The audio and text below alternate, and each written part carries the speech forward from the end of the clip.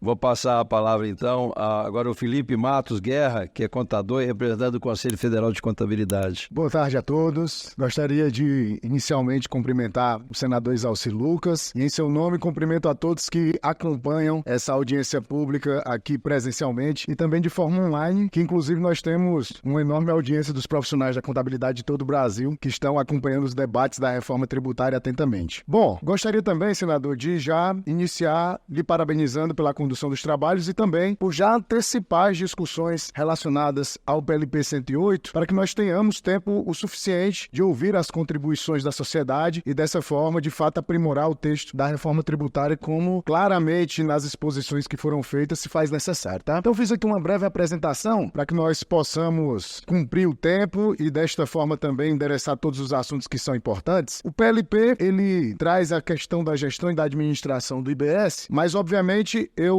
reduzi as contribuições da classe contábil nesse primeiro momento a 3 pontos específicos, tá? A questão do próprio comitê gestor, que eu vou mencionar mais à frente, o contencioso administrativo, e aqui eu poderia ter colocado um asterisco ali na questão do contencioso também judicial, e eu vou daqui a pouco demonstrar para vocês o porquê que eu já coloquei essa alusão a ele. Também sobre a ampliação do alcance do ITCMD. Algumas das minhas falas foram, inclusive, antecipadas aqui pelo meu xará, o professor Felipe, que também já mencionou alguns dos pontos. E eu inicio pelo final, né? Vou tratar primeiro da questão do ITCMD, porque é algo que a classe contábil tem se preocupado bastante. No artigo 164, no parágrafo 5º, no inciso 1º, ele fala que consideram-se ainda como doações para fins da incidência do ITCMD em transmissão entre pessoas vinculadas. E aqui eu destaco o que diz lá no inciso 1º, somente a parte que mais nos interessa discutir aqui, que inclui a distribuição desproporcional de dividendos. Existe uma preocupação, porque como já foi antecipado, a distribuição de lucros, a gente sabe que no Brasil muito se intenciona alcançar a tributação do imposto de renda com relação a essa distribuição. A gente vê várias vezes na mídia esse tema sendo discutido, só que ela está sempre postergada para quando o momento chegar de discutir a tributação sobre renda e patrimônio. No entanto, a alegação e a justificativa para alcançar essa tributação é sempre a de que os países mais desenvolvidos do mundo tributam a distribuição de lucros. Só que, muitas das vezes, é deixar de lado também um fato de que esses países que tributam mais a renda possuem uma tributação sobre o consumo bem menor do que a que o Brasil tem. Então, nós estamos correndo o risco de ver uma alta tributação sobre o consumo, que é uma das maiores do mundo, e também visualizar uma tributação sobre a renda, sobre os lucros, também de forma aumentada, majorada. Então, nós temos uma preocupação com esse ponto. Aqui, apenas para ilustrar, eu sei que a maioria entende bem o que é que isso quer dizer, mas vamos supor que eu sou sócio aqui da nossa querida colega Ana Cláudia. Nós temos ali na nossa divisão societária, cada um com 50% do capital social da empresa. Só que nesse momento nós tivemos um lucro de 100 mil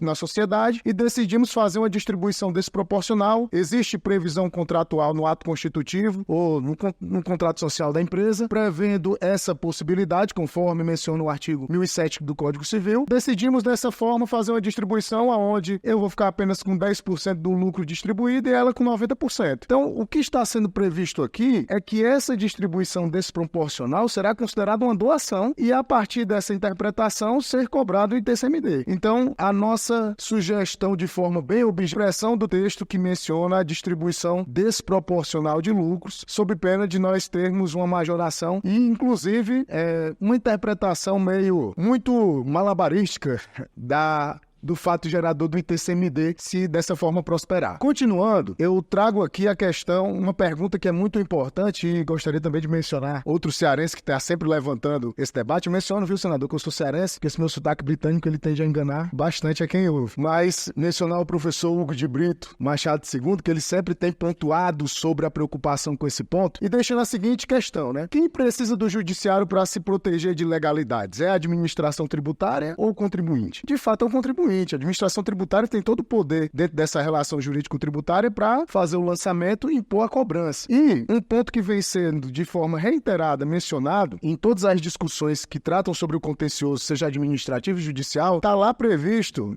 do PLP 108, no item 23, para ser mais preciso, diz o seguinte, a reforma tributária, e aí o próprio legislador deixou lá claro, provavelmente, ou seja, dando a entender que não consegue ter a dimensão real dos impactos, né? Então ele já assume que isso é provável, provável, demandará mudanças no direito material tributário. E aqui essa palavra material foi um erro de redação, porque ele estava se tratando ali do direito processual, né? Sobretudo no tocante aos processos relacionados à execução fiscal do IBS, às demais espécies de ações que tenham esse tributo como objeto de discussão. Tal quadro requer uma reavaliação das normas processuais de regência do contencioso em sede de IBS, de sorte a conformá-las à nova realidade trazida pela reforma, o que pode envolver, inclusive, eventual reorganização judiciária. Então, já está se estabelecendo aqui um impacto da reforma tributária no âmbito do contencioso judicial que não está sendo medido. Essa discussão demanda um diálogo entre as partes interessadas, notadamente o Poder Judiciário, a advocacia pública e privada, administrações tributárias e os contribuintes, e essa parte aqui talvez seja mais importante para a gente avançar. A despeito de se reconhecer a importância do tema e a necessidade de endereçá-los, o presente PLP não vincula a resolução dessas questões. Então já assume o golpe, né?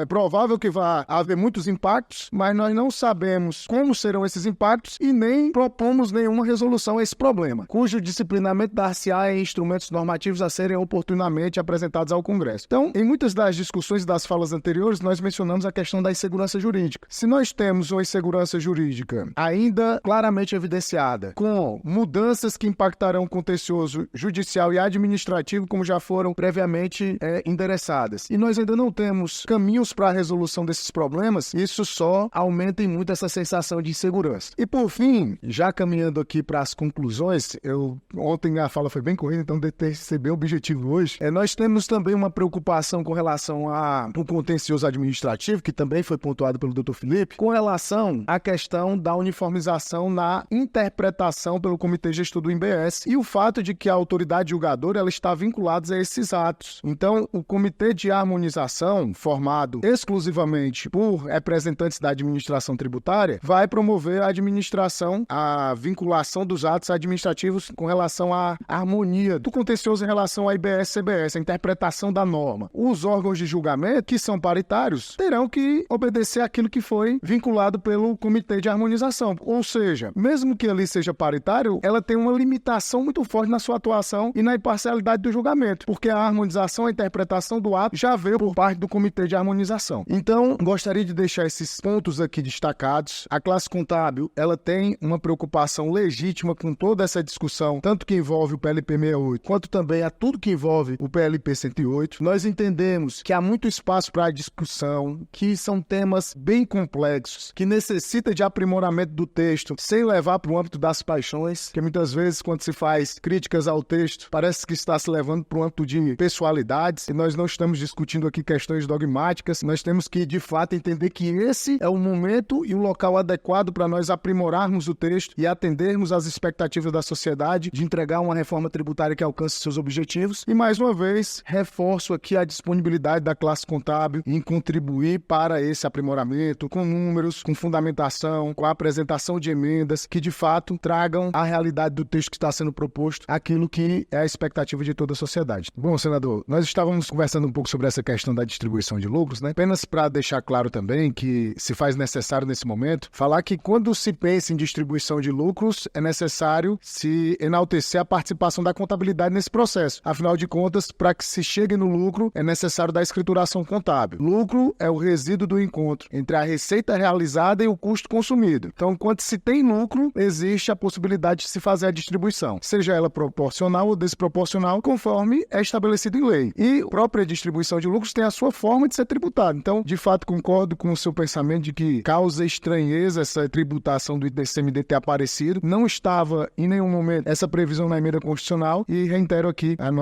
nosso pedido de que esse texto ele seja de fato suprimido e dessa forma a gente volte a discutir a tributação sobre o consumo especificamente. Então, agradeço mais uma vez, senador, e a todos os presentes. Muito obrigado.